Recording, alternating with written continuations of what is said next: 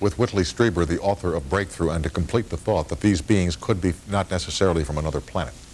We have no idea what they are. I don't think anybody has. There's a lot of people speculating about them being aliens or being from some other level of reality, but we don't even know what that would mean, another level of reality. But what I did... Well, but we do know that we use about 10% of this up here, and the other 90% goes unused. Well, you know, and possibly they know how to kick it into gear for us. In the book, that's what I'm saying I think it's about, that I don't think they're more intelligent than we are. I think that they have the use of more of their brain. I think they can see, like, beyond time, and I think we can, too. I think that's why they're here. I think they're trying to sort of get us, draw us to their level. That's my thought. That's their purpose in coming here? Well, it certainly seems to be something along those lines. How have they changed you? I mean, are you smarter now than you were then? Are you brighter than you were then? More in tune with yourself? No, I'm not as scared as I used to be. I was a very frightened person without realizing it, but having dealt with them for 5 years now, I know everything there is to know about my fears. And I'm not, they're really, you know, I'm just deeply not afraid Can anymore. you communicate your fear to them? Did you? Well, by screaming you did.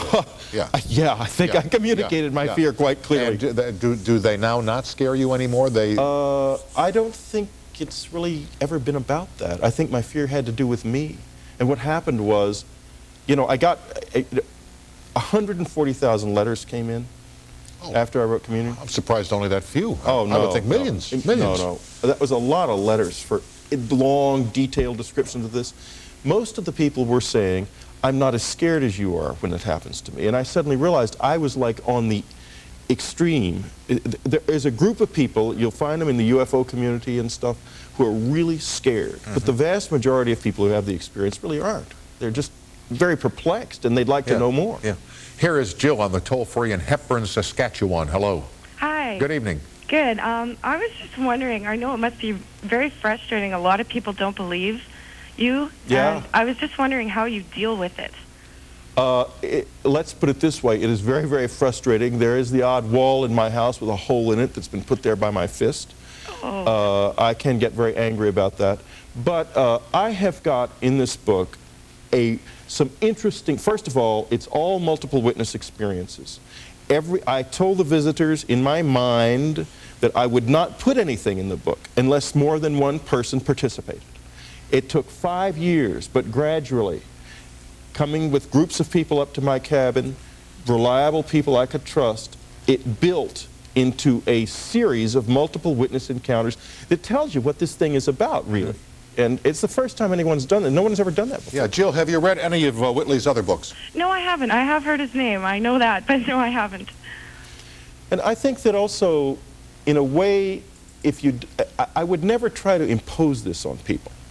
I think there's a reason like the visitors... you said to me, if you don't believe it, I understand. Yeah, there's a reason that the visitors keep it secret. I mean, they are not trying to impose themselves on people. Therefore, I have in my book adequate... For someone who's had contact, this book's got proof in it.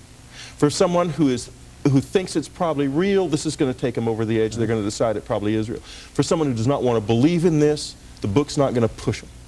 Jill, I'm glad you called. Thank you. Yeah. All right, thank you. Thanks for watching. Judy Bye-bye. in Tampa, Florida. Judy, hello. Hi. Good evening. Hi, Judy. Hi. I was wondering if you had any marks left on your body, or anything, any probes or anything like that. Oh, good. I'm going to win a bet. I had a bet with somebody as to whether or not the probe issue would be brought up. The deep probe question. The deep probe question. Oh, well, no, you can see me squirming in my chair. I'm thinking about the probe. Not the deep probe. Oh, God. Yeah, I have had. When I had my first experience, I was roughed up. There's no other way to describe it. I remembered like getting banged in the side of the head by something that flashed, and there were marks. I mean, there was a mark on my head.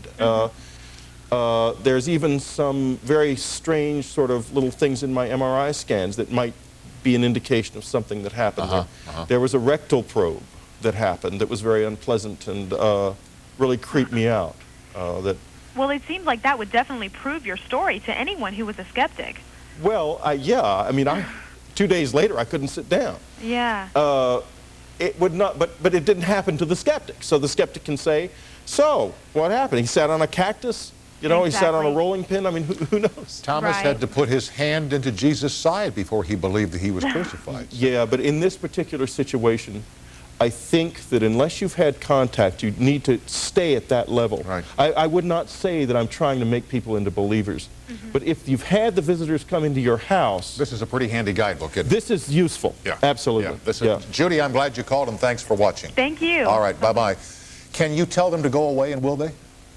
I've never tried. My Why? guess Why? is, Why? well, because it's the most interesting thing that ever happened to me. Yeah, there you go. Yeah. I mean, boy, I mean, this has been such a ride. It's Why don't you, unbelievable. It's better than climbing Everest, I think. Why don't you try that? Say, get out of my life. No, I don't want them out of my life. Okay. I'm glad to meet you again here on television. Yeah, it's been fun. Come back anytime. Whitley Strieber, the book is called Breakthrough, The Next Step. Back after these messages. Whitley.